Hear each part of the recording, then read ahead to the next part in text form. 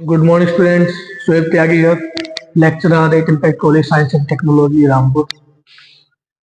Students, I hope आप सब ठीक होंगे, अच्छे से पढ़ाई कर रहे होंगे.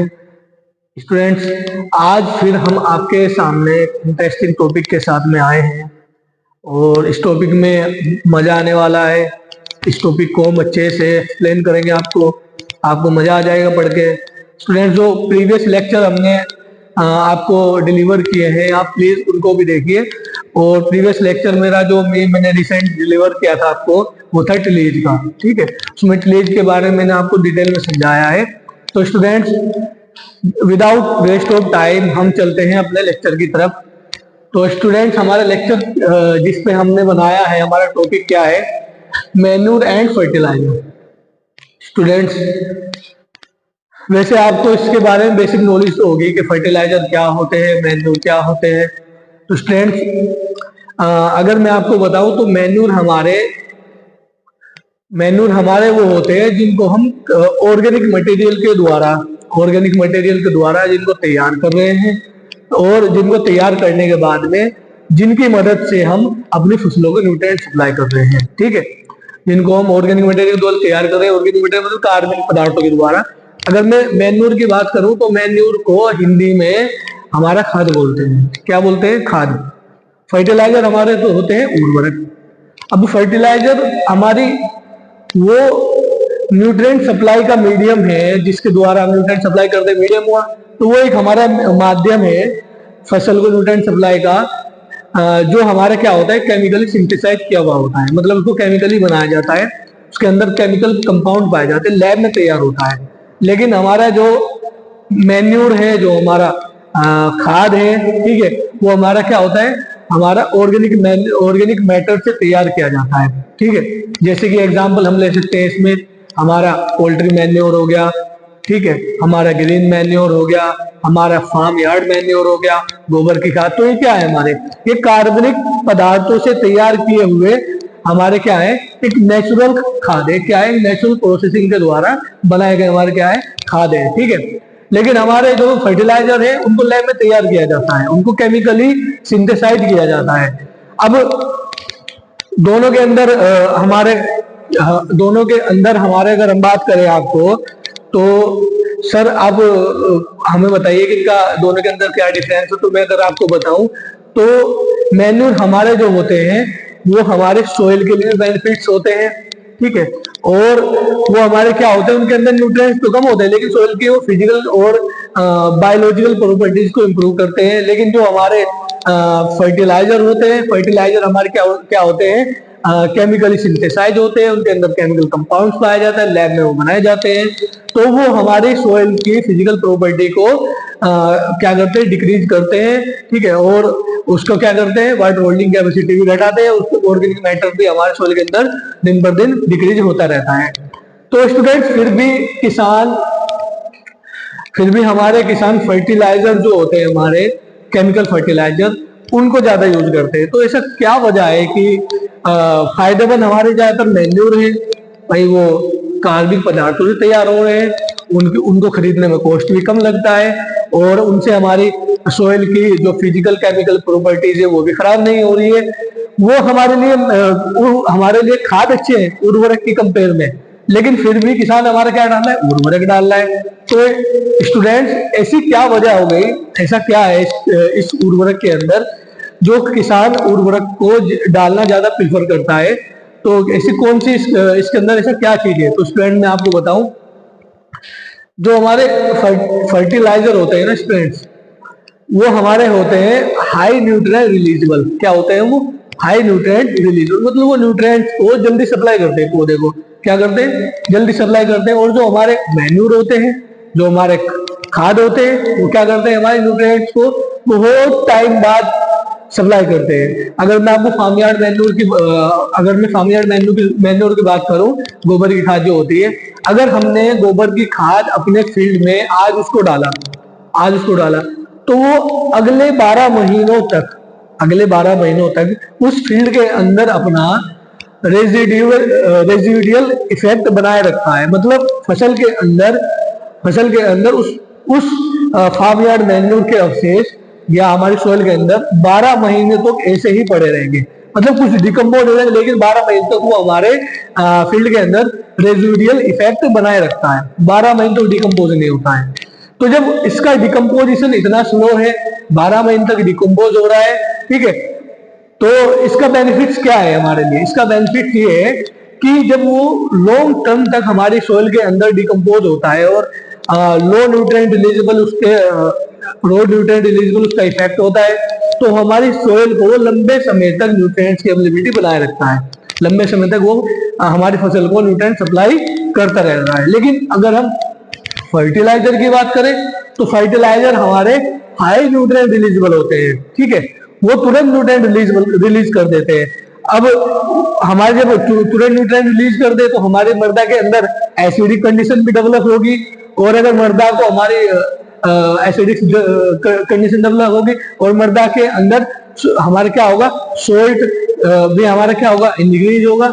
लेकिन अगर हम मैन्योर की बात करें तो मैन्योर हमारे फिजिकल प्रॉपर्टी भी बढ़ाता है और हमारे क्या करता है, बायोलॉजिकल प्रॉपर्टी को भी बढ़ाता है। तो ये हम आगे डिटेल में देखेंगे, अगर मैंने आपको अभी बता दिया तो फिर आगे हम इसके डिटेल में इसके बारे में क्या जानेंगे। तो अभी तो मैं आपको इंट्रोडक्शन थोड़ा सा इंट्रोडक्शन बता रहा हूँ, आपको थोड़ा एक बेसिक नॉलेज हो जाए। तो फिर भी ऐसा क्या कारण है कि हम फर्टिलाइजर को डालते हैं?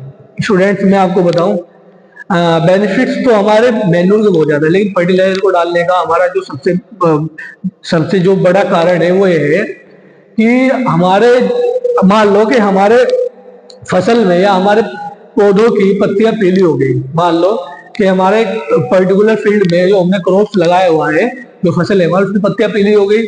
अब जब पत्तियां पीली हो गई तो आपको मालूम हो गया कि पत्तियां किसकी वजह से पीली होती है स्टूडेंट? पत्तियां जो हमारी पीली होती है उस टर्म को कहते हैं क्लोरोसिस। क्या कहते हैं उसको? क्लोरोसिस। क्लोरोसिस का मतलब है डिस्टिलेशन ऑफ लीव्स का कलर फेड हो जाना, ठीक है भाई, क्या कहलाता है?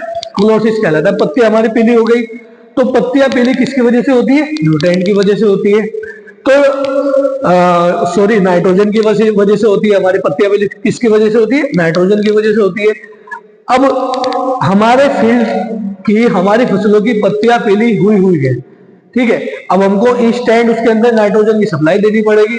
अगर हम उस इंस्टेंट नाइट्रोजन सप्लाई करना पड़ेगा, अगर हम उसमें फर्टिलाइजर का यूज करेंगे, ठीक है, केमिकल सिंथेसाइज फर्टिलाइजर का यूज करेंगे, तो वो हमारे उसको इंस्टेंटली न्यूट्रिएंट को सप्लाई कर देंगे, मतलब जल्दी न्यूट्रिएंट को सप्लाई कर देंगे। लेकिन अगर हम फर्टिलाइजर को यूज ना करके हम वहां पे मैन्योर का यूज करेंगे, तो वो मैन्योर हमारे बहुत देर में, उसको बहुत टाइम बाद न्यूट्रिएंट सप्लाई करेंगे, इतना तो आपकी फसल की हार्वेस्ट भी हो जाएगी, तो कुछ फायदा ही नहीं होगा भाई। आपके फील्ड में जो आपकी क्रॉप्स की पत्तियां पीली हुई थी, अब उनको क्या चाहिए? उनको हाई न्यूट्रिएंट चाहिए, उनको हाई नाइट्रोजन जल्दी चाहिए। तो नाइट्रोजन जल्दी कौन देगा? हमारा यूरिया से मिलेगी, ठीक है, यूरिया हमारा जो कट्टों में पैकिंग होता है उससे मिलेगी, ठीक है। तो हमारा इसलिए किसान फर्टिलाइजर को प्रेफर करते हैं, क्योंकि किसानों को क्या चाहिए? इंस्टेंटली रिजल्ट चाहिए, उनको तुरंत रिजल्ट चाहिए। अब ये हमारा फर्टिलाइजर हमारी फसलों को, हमारे इन्वायरमेंट को बहुत ज्यादा इफेक्ट कर रहा है, बहुत ज्यादा हमारी मृदा की कंडीशन को भी दिन पर दिन डिक्रीज कर रहा है। लेकिन हमारे किसान को क्या चाहिए? उनको रिजल्ट तुरंत चाहिए, ठीक है, पेशेंस नहीं है। अगर हम इस तरीके से हम इंस्टेंट रिजल्ट के लिए और लगातार फर्टिलाइजर का उपयोग करते रहेंगे, तो हमारी फसल का जो दिन पर दिन फसल की और हमारी मृदा की जो फिजिकल कंडीशन है वो क्या होती रहेगी? डिक्रीज होती रहेगी, और आने वाले टाइम में हमें खेती करने में बहुत ज्यादा प्रॉब्लम स्टार्ट हो जाएगी, ठीक, हमारे लिए बहुत ज्यादा प्रॉब्लम होने लगेगी, ठीक है। और दूसरा इसका इन्वायरमेंटल इफेक्ट तो होता है, बहुत ज्यादा इन्वायरमेंटल इफेक्ट मीन्स कि हमारा एयर पोल्यूशन होता है, वाटर पोल्यूशन होता है। जब केमिकल हम डाल रहे हैं अपने सोइल के अंदर, तो वो केमिकल वाटर के द्वारा हमारे वाटर के द्वारा लीच होके हमारे ग्राउंड लेवल में मिल रहे हैं। तो ग्राउंड लेवल में मिल रहे हैं, तो हमारे जो ग्राउंड लेवल पे जो वाटर है, जिसको हम वाटर पंप के द्वारा निकालते हैं, अब उसकी वाटर क्वालिटी क्या हो रही है? हमारी डिक्रीज हो रही है, वो पीने के लायक नहीं। उसको हम हमारा दिन भर वाटर क्वालिटी भी डिक्रीज हो रही है, पोल्यूशन तो हमारा हो ही रहा है, ठीक है। तो मैं आप लोगों से या अपने फार्मर से यही सजेस्ट करना चाहूंगा कि आप फर्टिलाइजर का यूज करिए, लेकिन उसके साथ साथ में आप अपने मैन्योर का भी यूज करिए। पहले ही आप अपने फील्ड में मैन्योर को, गोबर की खाद को, पोल्ट्री की खाद को, या हमारा जो वर्मी कंपोस्ट होता है उसकी खाद को आप डाल दें, ठीक है। फिर अगर आपको इंस्टेंटली जरूरत पड़े, किसी मतलब जरूरत आपको पड़े इमरजेंसी में फर्टिलाइजर की तो तब आप यूज कर सकते हो, लेकिन पहले आप कोशिश करिए कि हमारी जो फसल हो वो फसल हमारी टोटली या किसान हमारे टोटली किस पे डिपेंड हो, हमारे मैन्यूर पे डिपेंड हो, ठीक है। सेकंड ऑप्शन आप अपना फर्टिलाइजर रख सकते हो, ठीक है। अब एकदम तो इसमें चेंज होगा नहीं, लेकिन हल्के हल्के आप चेंज इसमें कर सकते हो, ठीक है।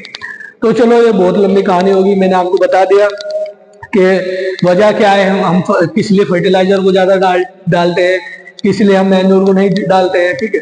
तो चलते हैं हम अपने टर्म्स के ऊपर। टर्म हमारा क्या है, मैन्योर। पहला जो हमारा डिफरेंट टर्म मैंने लिखे है तो उसमें पहला जो टर्म है हमारा मैन्योर। तो इसमें कोई ऐसा बताने वाली बात नहीं है। मैन्योर हमारे वही होते हैं जो हमारे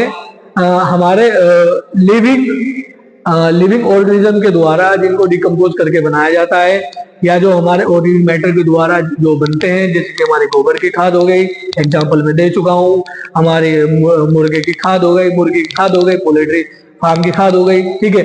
और हमारा इसके साथ में सीप और गोट की भी हम खाद बना लेते हैं, ठीक है। और हमारा वर्मी कंपोस्ट हो गया, केचुए की खाद हो गई। तो ये हमारे क्या है, हमारे क्या है, मैन्योर है, ठीक है। ये सारे हमारे क्या है, मैन्योर है। दूसरा हमारा क्या है, कंपोस्ट। स्टूडेंट बहुत से हमारे जो स्टूडेंट्स हैं उनको ये कंफ्यूजन रहता है कि सर हमारे जो मैन्योर है और हमारे जो कंपोस्ट है वो दोनों सेम ही है, वो दोनों क्या है, हमारे सेम ही है। लेकिन स्टूडेंट ये मिथ बहुत गलत है। मैं आपको बताऊं, जो कंपोस्ट हमारे होते हैं वो कंपोस्ट हमारे होते हैं किचन वेस्ट के, वेजिटेबल का छिलका हुआ या हमारे फ्रूट का छिलका हुआ, ठीक है। जो भी हमारे डिकम्पोजिशन ऑफ ऑर्गेनिक मैटर क्या कहलाता है, हमारा कंपोस्टिंग कहलाता है, ठीक है। ये इसके डेफिनेशन होता है। तो जो भी हमारा किचन वेस्ट या हमारी सब्जियों छिलके, फली के छिलके, इनसे जो हमारे इनको सड़ाकर इनको डिकम्पोज करके जो हमारे मैन्योर तैयार होते हैं, ठीक है, जो हमारा खाद तैयार हो रहा है उसको हम कहते हैं कंपोस्ट, ठीक है। इसको हम मैन्योर नहीं, इसको बोलेंगे कंपोस्ट, ठीक है। नेक्स्ट है हमारा फर्टिलाइजर। फर्टिलाइजर के बारे में मैं आपको बता ही चुका हूँ। ये हमारे क्या होते हैं, ये हमारे क्या होते हैं भाई, लैब में तैयार किए हुए, सिंथेसाइज किए हुए, इनके अंदर केमिकल कंपाउंड होता है, हाई न्यूट्रिएंट रिलीजेबल होते हैं, ऐसे खाद होते हैं जो हाई न्यूट्रिएंट रिलीज करते हैं, ठीक है। और इनको हम जो यूज करते हैं, इनको हम तुरंत परिणाम पाने के लिए इनको हम यूज करते हैं, ठीक है। इनका कोई भी हमारा ऑर्गेनिक मैटर से कोई भी इनका कनेक्शन नहीं है, ये सिर्फ हमारे क्या है, लैब में तैयार होते हैं, ठीक है। नेक्स्ट है हमारा ऑर्गेनिक फर्टिलाइजर। तो मैन्योर और organic fertiliser are the same thing, दोनों हमारे क्या है, सेम है, ठीक है। ऑर्गेनिक फर्टिलाइजर में ही हमारे मैन्योर आएंगे, ठीक है। ऑर्गेनिक फर्टिलाइजर और मैन्योर दोनों हमारे सेम है। तो ऑर्गेनिक फर्टिलाइजर की अगर बात करूं तो ऑर्गेनिक फर्टिलाइजर में वो फर्टिलाइजर आ जाएंगे जो हमारे क्या होंगे, ऑर्गेनिक मैटर के द्वारा जो तैयार होते हैं, जिनको हम क्या है, फर्टिलाइजर का रूप दे सकते हैं। जैसे कि हमारा फार्मयार्ड मैन्योर हो गया, ठीक है। और हमारा मैंने एग्जांपल दे दिया, पोल्ट्री मैन्योर हो गया और वर्मी कंपोस्ट हो गया, ठीक है। नेक्स्ट है हमारा बायो फर्टिलाइजर। तो इस टाइम बायो फर्टिलाइजर हमारे क्या होते हैं, बायो फर्टिलाइजर हमारे होते क्या है। अगर आप ये सोच रहे होगे कि सर बायो फर्टिलाइजर हमारे क्या होते हैं, वही ऑर्गेनिक फर्टिलाइजर है, वही मैन्योर है हमारे बायो फर्टिलाइजर है, तो आप अगर ऐसा सोच रहे हो तो आप गलत सोच रहे हो। बायो फर्टिलाइजर स्टूडेंट हमारे वो होते हैं जो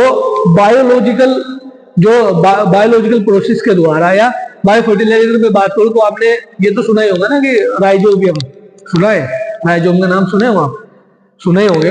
तो राइजोबियम जो होता है ना हमारा, वो क्या है, एक बैक्टीरिया है।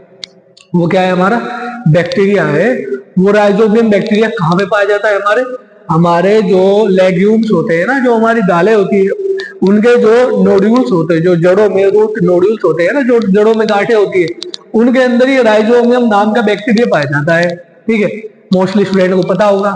तो अब वो जो उसके अंदर पाया जा रहा है रूट नोड्यूल्स के अंदर, उसकी क्वांटिटी तो ना हम घटा सकते हैं ना बढ़ा सकते हैं, वो खुद ही अपनी पॉपुलेशन में जब मल्टीप्लीकेशन करेंगे तभी वो बढ़ेगी। हम उसको आर्टिफिशियल तरीके से नहीं बढ़ा सकते हैं ना, ठीक है, उस नोड्यूल्स के अंदर नहीं बढ़ा सकते हैं। तो हम क्या करते हैं, हम करते हैं राइजोबियम कल्चर तैयार। क्या करते हैं, राइजोबियम का, जैसे कि अगर मैं एग्जांपल आपको दूं कि स्टूडेंट्स आप ये बताइए मुझे कि जो हमारी पोल्ट्री होती है ना, पोल्ट्री, तो वो हमारे पोल्ट्री फार्म पे ज्यादा एग प्रोडक्शन होता है उस पोल्ट्री से, या हमारा जो देसी पोल्ट्री होती है वो हमारा ज्यादा अंडा उत्पादन करती है? तो आपका आंसर इसमें क्या होगा स्टूडेंट? आपका आंसर यही होगा कि सर जो हमारा पोल्ट्री फार्म होता है ना उसमें ज्यादा अंडा उत्पादन होता है। क्यों? देसी क्यों नहीं देती? क्योंकि हम उसको वहां पे अंडा उत्पादन करने के लिए हम उसको अलग अलग तरीके से ट्रीट कर रहे हैं। ठीक है, अंडा उत्पादन करने, ज्यादा अंडा उत्पादन के लिए हम उसको अलग अलग तरीके से ट्रीट कर रहे हैं, अच्छा उसको फीड दे रहे हैं, ठीक है, और अच्छी हम ब्रीड का यूज कर रहे हैं। तो जब हम सिंथेसाइज या जब हम आर्टिफिशियली किसी चीज की पॉपुलेशन बढ़ाते हैं ना, ठीक है, तो ऐसे ही हम राइजोबियम की आर्टिफिशियली पॉपुलेशन बढ़ाते हैं। हम क्या करते हैं? राइजोबियम बैक्टीरिया का कल्चर तैयार करते हैं, ठीक है, वो कल्चर तैयार है, उस कल्चर को हम क्या करते हैं? एक बोतल के अंदर, उसको पैकेट के अंदर, कट्टे के अंदर उसको हम क्या कर लेते हैं? पैक कर लेते हैं, और फिर हम उसको क्या डाल देते हैं? उसको सोइल में डाल देते हैं। तो जब वो राइजोबियम कल्चर है उसमें क्या है? राइजोबियम बैक्टीरिया की बहुत सारी पॉपुलेशन है, तो जब उसको फील्ड में डालेंगे तो हमारे सोइल के अंदर वो जाकर क्या होगा? एक्टिव हो जाएगा। जब वो सोइल के अंदर एक्टिव होगा तो हमारे इन्वायरमेंट के नाइट्रोजन को सोइल में फिक्स करेगा। ठीक है, तो ये हमारा क्या हुआ? ये बायो फर्टिलाइजर हुआ। ये हमारा क्या हुआ? बायो फर्टिलाइजर हुआ। ठीक है, अब दूसरा बात करते हैं हम इनऑर्गेनिक फर्टिलाइजर की। इनऑर्गेनिक फर्टिलाइजर में हम किसकी बात करेंगे? हम केमिकल फर्टिलाइजर की ही बात करेंगे, ठीक है, जो हमारा ऑर्गेनिक नहीं होता है, उसी की यहाँ पे बात करेंगे। तो फर्टिलाइजर जो हमारे केमिकल वाले होते हैं वो हमारे क्या होंगे? इनऑर्गेनिक होंगे। अब यहाँ पे बात आई FI। FI का फुल फॉर्म आप जानते ही हो, फार्म यार्ड मैन्योर। हमारे FYM की फुल फॉर्म क्या है? Farm yard manure. मतलब ये क्या है? हमारा फार्म से लिया गया क्या है? मैन्योर, मतलब गोबर का खाद। ठीक है, तो ये गोबर का खाद जो होता है ना, ये सबसे ज्यादा यूज किए जाने वाला मैन्योर है किसानों के द्वारा। ये सबसे ज्यादा उपयोग में किया जाता है। ये ऐसा मैन्योर है जिसका किसान सबसे ज्यादा यूज करते हैं। ठीक है, और ये हमारा क्या होता है? 12 महीने तक इसका रेजिडियल इफेक्ट मिलता रहता है। ठीक है, अवशेष प्रभाव इसका हमारी मृदा के अंदर बना रहता है। 12 महीनों तक डिकम्पोज नहीं होता है प्रॉपर तरीके से। ठीक है, और अब हम बात करते हैं गोट एंड शीप मैन्योर की। तो आप बोलोगे सर गोट का और शीप के वेस्ट का भी मैन्योर बनाया जाता है? बिल्कुल बनाया जाता है। अब आपके एरिया में बकरी और भेड़ का पालन नहीं है तो क्या और किसी स्टेट में नहीं होगा? अगर मैं आपसे क्वेश्चन करूं तो स्टूडेंट्स आप बताइए मुझे कि बकरियां सबसे ज्यादा किस राज्य में पाली जाती है? बकरियां हमारी सबसे ज्यादा किस राज्य में पाली जाती है? तो वो होता है हमारा राजस्थान। ठीक है, अब राजस्थान में हमारे सबसे ज्यादा बकरियों का पालन हो रहा है, तो वहां बकरियों का वेस्ट भी बहुत ज्यादा होगा, उसकी बीट होगी। ठीक है, जो उसकी बीट है उसका हम क्या कर सकते हैं? उसको एज ए मैन्योर हम यूज कर सकते हैं। ठीक है, उसको ऑर्गेनिक मैन्योर हम यूज कर सकते हैं। तो दूसरा हमारा पोल्ट्री मैन्योर। अब भाई जो हमारा पोल्ट्री मैन्योर होता है ना, इसके अंदर फार्म यार्ड मैन्योर की अपेक्षा बहुत ज्यादा न्यूट्रिएंट्स होते हैं। फार्म यार्ड मैन्योर से डबल न्यूट्रिएंट्स इसके अंदर होते हैं। ठीक है, डबल न्यूट्रिएंट्स होते हैं। लेकिन आप फिर ये सोचोगे कि सर जब पोल्ट्री मैन्योर में न्यूट्रिएंट ज्यादा है, तो हम आपने बताया यहाँ पे कि सबसे ज्यादा यूज किए जाने वाला जो हमारा मैन्योर है वो क्या है किसानों के द्वारा? फार्म यार्ड मैन्योर है। तो इसके अंदर न्यूट्रिएंट कम है, तो हम फिर इसको सबसे ज्यादा यूज करना चाहिए। हम इसको क्यों यूज कर रहे हैं? उसके पीछे एक कारण है, उसके पीछे रीजन क्या है? मैंने आपको अभी बताया था कि फार्म यार्ड मैन्योर हमारे 12 महीने तक अपना अवशेषिक इफेक्ट मृदा के अंदर बनाए रखता है। 12 महीने तो लगातार वो क्या देता रहता है? हमारी मृदा को न्यूट्रिएंट की सप्लाई करता रहता है। ठीक है, लेकिन पोल्ट्री मैन्योर की अगर हम बात करें तो पोल्ट्री मैन्योर हमारा 1 से 2 महीने में पूरी तरीके से डिकम्पोज हो जाता है। 1 से 2 महीने में वो पूरी तरीके से डिकम्पोज हो जाता है। अगर मैं पोल्ट्री की बात करूं तो इसका जो फर्स्ट मंथ में ही 50% न्यूट्रिएंट को क्या कर देता है? रिलीज कर देता है। न्यूट्रिएंट क्या कर देता है? रिलीज कर देता है। मतलब हमने इसको अपने खेत में डाला पोल्ट्री मैन्योर, तो न्यूट्रिएंट ज्यादा है। अब हमने डाल दिया इसको ज्यादा क्वांटिटी में, अब ज्यादा क्वांटिटी में डाल दिया तो फिर ये पहले महीने में 50% अब न्यूट्रिएंट को रिलीज कर देगा सोइल के अंदर, तो न्यूट्रिएंट हमारे ज्यादा हो जाएंगे सोइल के, जितना उसको चाहिए भी नहीं उससे ज्यादा न्यूट्रिएंट मिल जाएंगे। तो इससे हमारी जो हमारे जो प्लांट्स है उन पे बैड इफेक्ट बहुत ज्यादा पड़ता है, ठीक है। हमारी जो फसलें हैं वो खराब हो जाती है, ठीक है, और उनका रूट क्या हो जाता है, गल जाता है। तो इसलिए हमको पोल्ट्री को लेस क्वांटिटी में डालना चाहिए कंपेयर टू FIM, ठीक है। और इसीलिए हम पोल्ट्री मैन्योर को इतना ज्यादा यूज नहीं करते, इतना ज्यादा हम गोबर के खाद को यूज करते हैं, ठीक है, क्योंकि ये क्या है, हाई न्यूट्रिएंट रिलीजेबल मैन्योर है। 50% पहले महीने में रिलीज कर देना, 2 महीने में इसका पूरा डिकम्पोजिशन हो जाता है, ठीक है। अब बात करें पिग एंड हॉर्स मैन्योर की। अब भाई पिग और हॉर्स के जो वेस्ट होते हैं उससे भी हमें मैन्योर प्राप्त होता है, ठीक है। उससे बनने वाले मैन्योर हम क्या बोलते हैं, पिग एंड हॉर्स मैन्योर बोलते हैं। अब अगर हम बात करें ग्रीन मैन्योर की, तो ग्रीन मैन्योर हमारे क्या होते हैं स्टूडेंट्स? ग्रीन मैन्योर हमारे जो हमारी पेड़ों, या तो हम ग्रीन मैन्योर ऐसे बना सकते हैं कि हमारे जो पेड़ पौधे हैं उनकी पत्तियों को इकट्ठा करके हम उसको क्या कर ले, एक जगह पे इकट्ठा कर डिकम्पोज कर ले, तो ये हमारा ग्रीन मैन्योर होगा। लेकिन ये काम बहुत मुश्किल है, तो हम फिर कैसे ग्रीन मैन्योरिंग करेंगे? फिर हम ऐसे करेंगे, हम अपनी सोइल के अंदर कोई एक ग्रीन मैन्योर क्रॉप को ग्रो कर देंगे, और जब वो मैच्योरिटी स्टेज से पहले वो जब हमारी एक 2 महीने की हो जाएगी तो हम उसको सोइल के अंदर ही क्या कर देंगे, इनकॉर्पोरेट कर देंगे, उसको टिलेज ऑपरेशन के द्वारा उसको मिला देंगे, ठीक है। अब आप मुझे ये बताइए कि हमारा जो, अगर हमने अपने फील्ड के अंदर सनैप को लगाया है, ठीक है, सनैप जो होता है हमारा सनई, उसको लगाया है, ठीक है, अगर वो ऑप्शन नहीं है तो फिर हम कौन सी फसल लगाएंगे ग्रीन मैन्योरिंग के लिए? अगर हम सनैप को नहीं लगाना चाहते हैं तो फिर कौन सी फसल हम लगाएंगे ग्रीन मैन्योर? तो वो होती है हमारी ढेंचा, ठीक है। ढेंचा हमारी बहुत सनैप के कंपैरिजन में अच्छी मानी जाती है ग्रीन मैन्योरिंग के लिए, ठीक है। तो ये हमारा यहाँ पे मैंने आपको डिफरेंट टर्म आपको बता दिए हैं, ये टर्मिनोलॉजी आपको समझ में आई होगी। पूरा manure, compost, fertiliser, organic fertiliser, bio fertiliser, inorganic, सारा मैंने आपको डिटेल में एक्सप्लेन कर दिया है, ठीक है। अब अगर हम बात करें, हम आगे अगर चले तो हम डेफिनेशन देखेंगे मैन्योर हमारे होते क्या है। वहां तो मैंने ओरली आपको बता दिया है, लेकिन यहाँ पे हम डेफिनेशन देखें मैन्योर की, क्या कह रहा है मैन्योर, ठीक है। तो मैन्योर हमारे क्या है, देखते हैं definition. Manure are the organic material. Manure हमारा क्या है, एक कार्बनिक मटेरियल है, एक ऑर्गेनिक मटेरियल है, ठीक है, ड्राइव फ्रॉम एनिमल। किससे लिया जाता है हमारा? एनिमल से। एनिमल से मतलब एनिमल के वेस्ट से, ठीक है, या हम एनिमल के वेस्ट से भी ले सकते हैं, या ठीक है, और किससे लिया जाता है? ह्यूमन वेस्ट से। ह्यूमन वेस्ट जो होता है हमारा, ठीक है, ह्यूमन वेस्ट को हम क्या बोलते हैं? नाइट सोइल भी बोलते हैं, नाइट सोइल, ठीक है। तो animal waste, human waste and plant residue, और हमारे पौधे के जो अवशेष होते हैं उससे भी हमारे मैन्योर को प्राप्त किया जाता है, ठीक है। विच कंटेन प्लांट न्यूट्रिएंट्स, जिसमें जो हमारे मैन्योर होता है ना, उसमें प्लांट न्यूट्रिएंट हमारे कॉम्प्लेक्स ऑर्गेनिक फॉर्म में होते हैं। अब आप सोच रहे हो कि सर ये क्या हुआ है यहाँ पे, कॉम्प्लेक्स ऑर्गेनिक फॉर्म का क्या मतलब है?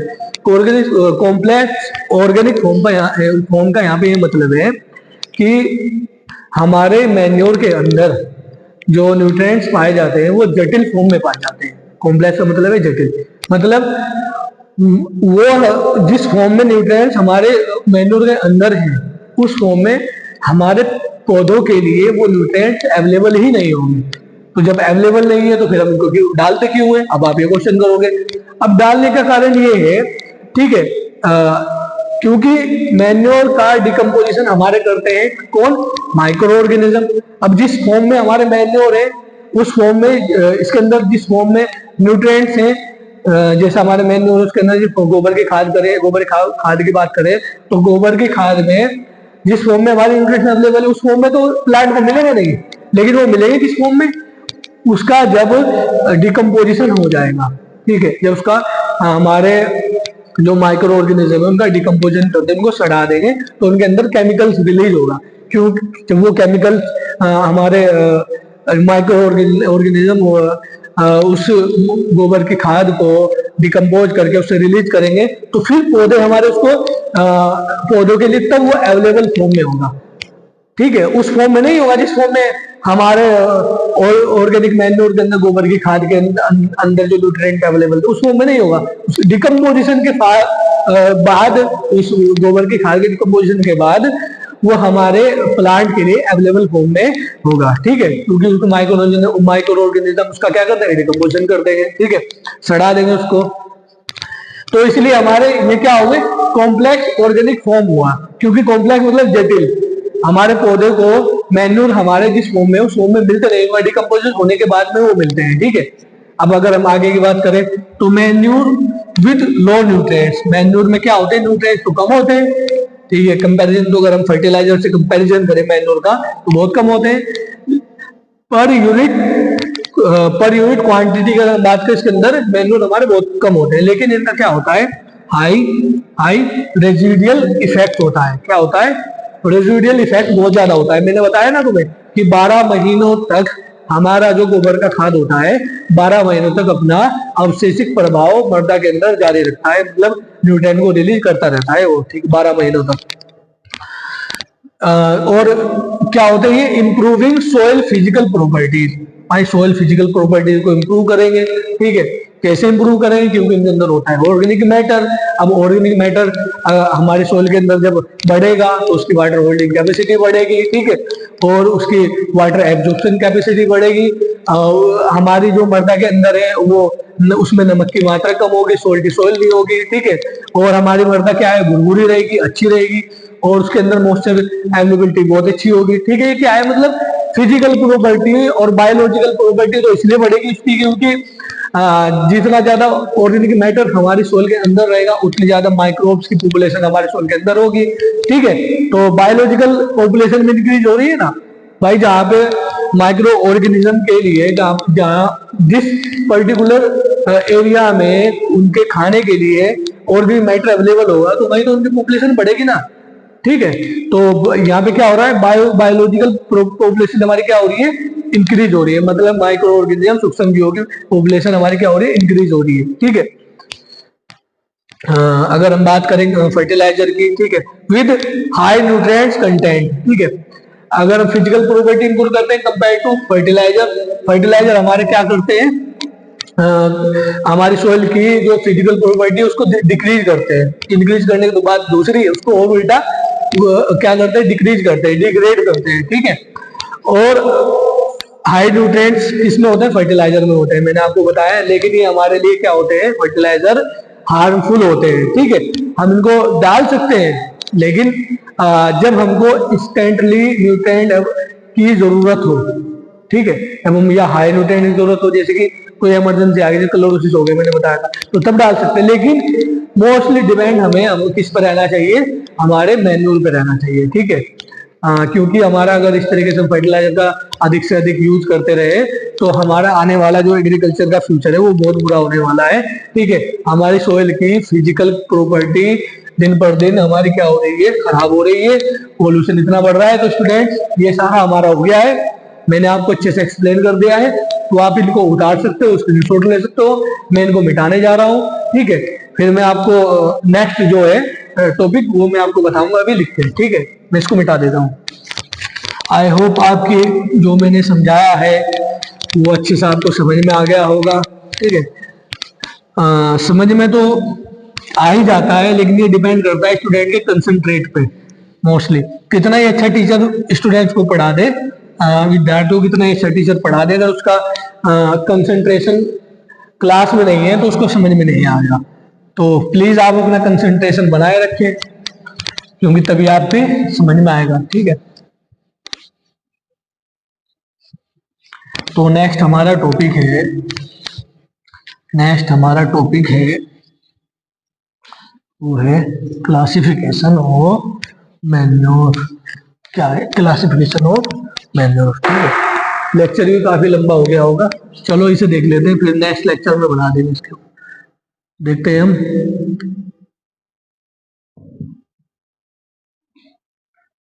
क्लासिफिकेशन ऑफ मैन्योर्स, ठीक है। मेनली मैन्योर की हमारी दो क्लासेस होती हैं, एक तो होता है हमारा कंसंट्रेटिव ऑर्गेनिक मैन्योर,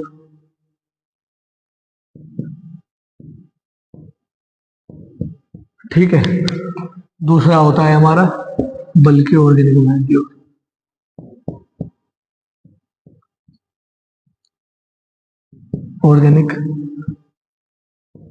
मैन्योर, ठीक। एक कंसंट्रेटिव ऑर्गेनिक मैन्योर हो गया, एक हमारा हो गया बल्कि ऑर्गेनिक मैन्योर। तो दो प्रकार के हमारा क्लासिफिकेशन होता है स्टूडेंट्स मैन्योर का। तो कंसंट्रेटिव ऑर्गेनिक मैन्योर कौन से होते हैं हमारे, कौन से होते हैं? वो manure, those manure are use in less quantity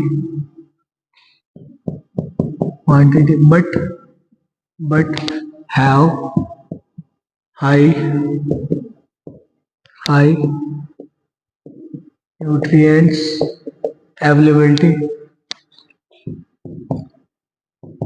availability, ठीक है। कौन से होते हैं हमारे? दोज मैन्योर जिनको हम ऐसे मैन्योर जिनको हम यूज करते हैं कम क्वांटिटी में, लेकिन उसके अंदर क्या होता है? हाई न्यूट्रिएंट अवेलेबिलिटी होती है कंपेयर टू बल्कि ऑर्गेनिक मैन्योर की अपेक्षा के अंदर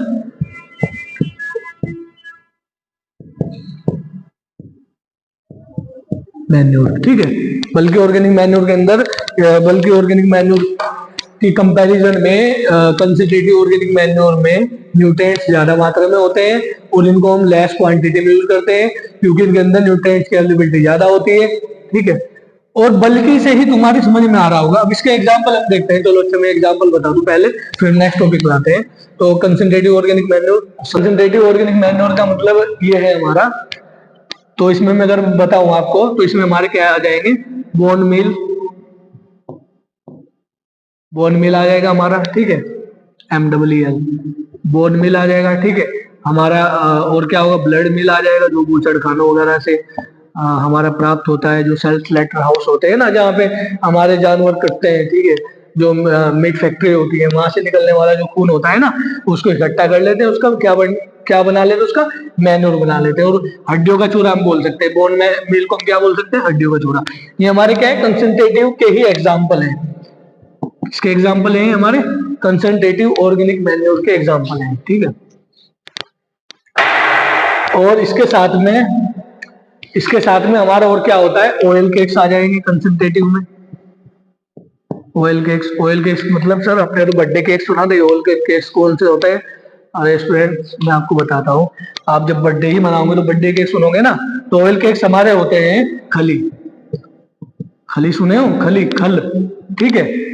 जो हमारी जिन सीड से, जिन ग्रेन से हमारा ऑयल प्राप्त होता है, जैसे कि हमारा सरसों की खली हो गया, सोयाबीन की खली हो गया, तो इन खलियों का यूज हम एज ए मैन्योर हम करते हैं, ठीक है। एज ए इनका मैन्योर करते हैं। तो ये कौन से मैन्योर हो गए हमारे कौन से मैन्योर है? कंसंट्रेटिव ऑर्गेनिक मैन्योर है, ठीक है। तो इसमें और एग्जांपल हम अगर देखें तो मस्टर्ड ऑयल केक, ठीक है। तो इसके एग्जाम्पल हमारे ये हो गए हैं, ठीक है। अब अगर हम बात करें बल्कि ऑर्गेनिक मैन्योर की, तो बल्कि ऑर्गेनिक मैन्योर हमारे क्या होते हैं? इनको हम हाई क्वांटिटी में यूज करते हैं। These are use in high quantity, these are use in high quantity. कैसे लिखूं?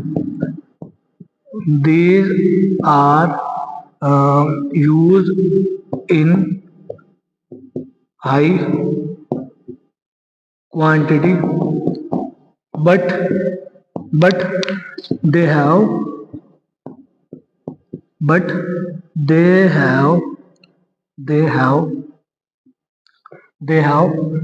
low nutrients availability compared to concentrative organic manure, concentrated organic manure के कंपैरिजन में इनके अंदर न्यूट्रिएंट्स अवेलेबिलिटी तो क्या होती है, लो होती है, लेकिन इनको हम यूज करते हैं हाई क्वांटिटी में। ठीक है, अब इसमें कौन कौन से आ जाएंगे हमारे एग्जाम्पल, अगर मैं बात करूं, फार्म यार्ड मैन्योर आ जाएगा सबसे पहले, तो गोबर की खाद आ जाएगी हमारी। पोल्ट्री मैन्योर आ जाएगा, ठीक है, वर्मी कंपोस्ट आ जाएगा। तो स्टूडेंट्स, आपको इन दोनों डिफरेंस के बारे में आपको समझ में आया होगा। मैन्योर दो प्रकार के होते हैं, कंसंट्रेटिव और बल्कि। कंसंट्रेटिव और मैन्योर वो होते हैं जिनको हम कम क्वांटिटी में यूज करते हैं, जिनके अंदर न्यूट्रिएंट अवेलेबिलिटी ज्यादा होती है पर क्वांटिटी। ठीक है, और हमारे बल्कि ऑर्गेनिक मैन्योर वो होते हैं जिनके अंदर क्वांटिटी तो ज्यादा, जिनको हम ज्यादा क्वांटिटी में यूज करते हैं, लेकिन उनके अंदर न्यूट्रिएंट अवेलेबिलिटी कम होती है, पोषक तत्व उनके अंदर कम पाए जाते हैं। ठीक है, तो ये एग्जाम्पल मैंने आपको यहाँ लिख दी है। कंसंट्रेटिव मैन्योर के अगर एग्जाम्पल की बात करें तो बोन मील हो गया, ब्लड मील हो गया, और हमारे यहाँ पे क्या हो गए, ऑयल केक्स हो गए। ठीक है, ऑयल केक्स में मस्टर्ड ऑयल केक, सोयाबीन का, तो ये एग्जाम्पल आप लिख सकते हो, सोयाबीन ऑयल केक्स हमारे होते हैं। ठीक है, तो बल्कि वो है जिनको हम ज्यादा क्वांटिटी में, न्यूट्रिएंट कम। ठीक है, ज्यादा क्वांटिटी में यूज करते हैं, न्यूट्रिएंट कम होते हैं, farm yard manure, poultry manure, vermicompost, केचुए की खाद। ठीक है, तो स्टूडेंट्स, आपको आई होप मेरा ये लेक्चर आपको समझ में आया होगा। इसके ये लेक्चर हमारे यहाँ पे आज तो हम इसको यहीं पे समाप्त कर दें, लेकिन नेक्स्ट लेक्चर पार्ट 2 जब हम इस टॉपिक का बनाएंगे, मैन्योर एंड फर्टिलाइजर का, तो उसमें हम इनके बारे में और डिटेल में जानेंगे। आज तो एक मैन्योर एंड फर्टिलाइजर की इंट्रोडक्शन क्लास थी। ठीक है, लेकिन आपको बेसिक आइडिया इसका हो गया होगा। ठीक है स्टूडेंट्स, बेसिक आइडिया तो आपको हो गया होगा। तो आई होप आप अच्छे से समझ पाए होंगे। अगर आपको लेक्चर मेरा अच्छा लगे तो आप वीडियो को लाइक करें, सब्सक्राइब करें। ठीक है, और अपने साथी को उसको क्या करें, शेयर करें। ठीक है स्टूडेंट्स, आज के लिए इतना ही। Thank you.